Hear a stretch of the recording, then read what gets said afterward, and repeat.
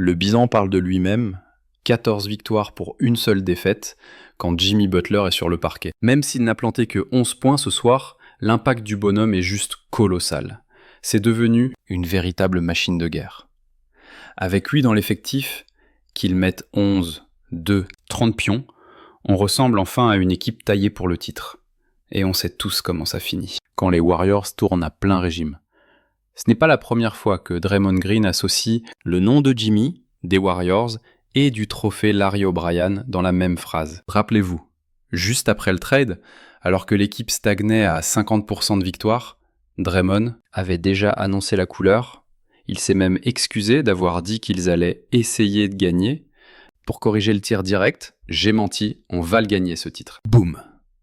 Sur le coup, tout le monde l'a pris pour un fou, un rêveur. Mais regardez aujourd'hui, 14 succès en 15 matchs avec Butler, l'équipe qui repasse. 11 matchs au-dessus de l'équilibre, le mot fou ne s'applique plus du tout aux chances. De sacre des Dubs.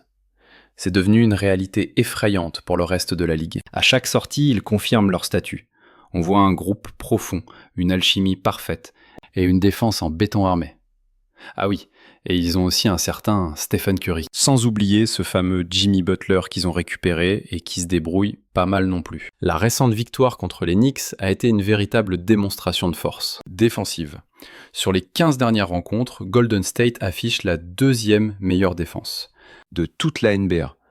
Les Knicks n'ont rien pu faire, bloqués à 93 petits points. Je sais que Steve Kerr se fait souvent taper sur les doigts pour ses rotations et son amour du small ball, mais là, à 4 minutes de la fin, coaching gagnant, il lance Jimmy Butler, Draymond, Green évidemment, et surtout Gary Payton II, préférant laisser Kuminga sur le banc, au profit du Young Love, et pourquoi ? Pour des séquences défensives comme celle-ci. Regardez Towns qui remonte le terrain. Il prend de la vitesse, mais admirez comment GP2 lui arrache le cuir des mains. Une interception chirurgicale qui force la perte de balle. Avant que KAT ne fasse faute sur Draymond, offrant des lancers francs cadeaux. Et GP2 ne s'est pas arrêté là. Action suivante, il nous sort une défense encore plus dingue. McBride fait la remise en jeu, Payton colle au basque de Mikal Bridges autour de l'écran de Hart.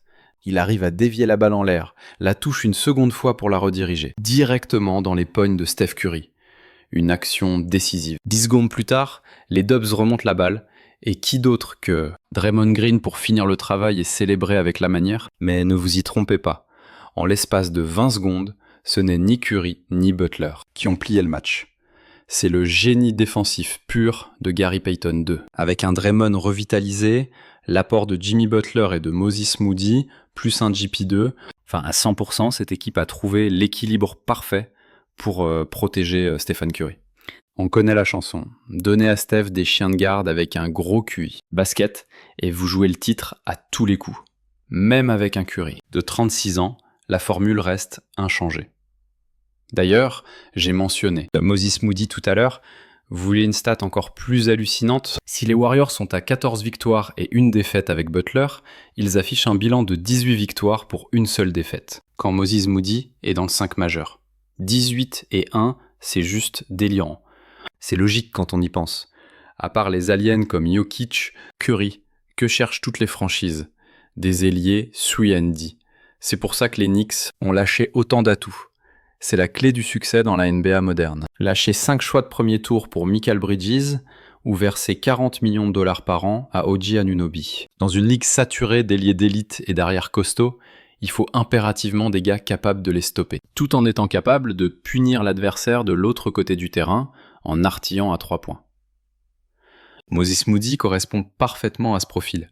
Et contrairement à Bridges, il n'a pas ruiné les Warriors. Pas besoin de sacrifier 5 tours de draft, ni de sortir 40 millions de dollars la saison, comme pour OG. Au lieu de ça, Golden State l'a verrouillé pour 3 ans, contre un chèque de 39 millions de dollars. À l'heure actuelle, ça ressemble fortement à l'un des meilleurs braquages de toute la NBA. Il a peut-être pas l'explosivité folle de Jonathan Kuminga, ni la vision de jeu de Brandin Podziemski, mais niveau régularité des deux côtés du parquet, Moody joue déjà avec la maturité d'un vétéran. C'est ce genre de fiabilité aveugle dont tu as besoin pour traverser une saison marathon de 82 matchs, et qui devient vital en play-off. Sur les 19 rencontres où il a débuté, Les chiffres sont parlants. Il tourne à un peu moins de 13 points, 3 rebonds et frôle les 2 passes décisives par match. Ça paraît pas dingue sur le papier, mais regardez l'efficacité. Près de 51% au tir. Et un hallucinant 47% du parking, couplé à une défense de fer chaque soir. Il harcèle les meilleurs extérieurs adverses avec une polyvalence et une énergie qui ne faiblissent jamais. Du coup, les stats brutes deviennent secondaires, soyons clairs là-dessus. Ce sont des actions comme celle-ci qu'il réalise de plus en plus souvent, qui montrent son évolution. Ça prouve que son plafond est bien plus haut que ses simples 12 ou 13 points par rencontre. Regardez ce switch défensif sur 4. Il pénètre fort main droite, profitant de l'aide d'OJ. Observez comment il pile net, pivote vers l'intérieur pour s'éloigner du défenseur en aide, avant de lâcher un fadeaway tout en douceur. Ou encore cette séquence avec 5 secondes au chrono. Moody doit créer quelque chose. Il feinte Mikal avec un jab step rapide avant de partir main gauche. Petite hésitation pour geler son vis-à-vis, et il se faufile jusqu'au cercle pour le lay-up. On voit un joueur transformé, bourré de confiance et parfaitement dans le rythme. Son tir à 3 points est une arme létale, mais sa capacité à effacer son défenseur, en départ dribblé quand l'adversaire se jette pour contester son tir extérieur, c'est exactement ce détail qui fera toute la différence une fois en play-off. Et c'est ce qui est en train de faire de lui l'un des piliers incontournables de cet effectif des Warriors. Un autre gars qui sera capital pour la post-saison, c'est Jonathan Kuminga. Je sais, JK doit sûrement être frustré par son rôle actuel. On sait tous qu'il a le talent pour planter près de 20 points par match. Mais on a aussi vu que ces 20 points ne se traduisent pas forcément par des victoires. Un peu comme Jimmy Butler en ce moment. Mais quand t'as déjà tous les ingrédients qui font le succès de cette équipe depuis l'arrivée de Ginny via le transfert, et que tu réintègres Kuminga uniquement pour apporter cette étincelle en sortie de banc, la dynamique change. Pas besoin qu'il soit parfait ou qu'il s'adapte au jeu de Steph, ou qu'il colle au style de Jimmy. On lui demande juste de sortir du banc et de faire ce qu'il maîtrise, c'est-à-dire scorer.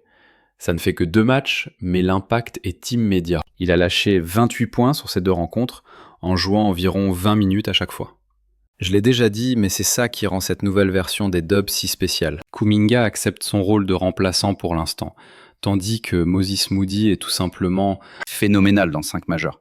Mais ça veut pas dire qu'en play-off, on verra pas JK grimper à 35 ou 40 minutes si le match l'exige, avec Moody ou Pod qui réduisent leur temps de jeu pour compenser. Avoir ce type de luxe, selon les match-ups, c'est une arme fatale pour aller loin en play-off. Et nous, c'est le scénario exact des phases finales de 2022, quand des gars comme GP2, Otto ou GP sortaient le grand jeu à tour de rôle pour plier les séries. Je ne veux pas m'enflammer trop vite, mais franchement, c'est impossible de ne pas voir la ressemblance avec les Warriors de 2022. Regardez un peu cet effectif.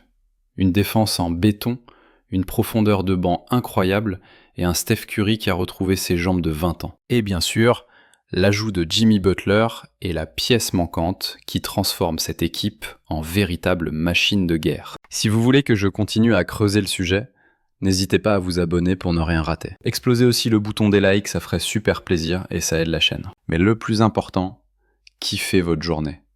Allez, ciao l'équipe!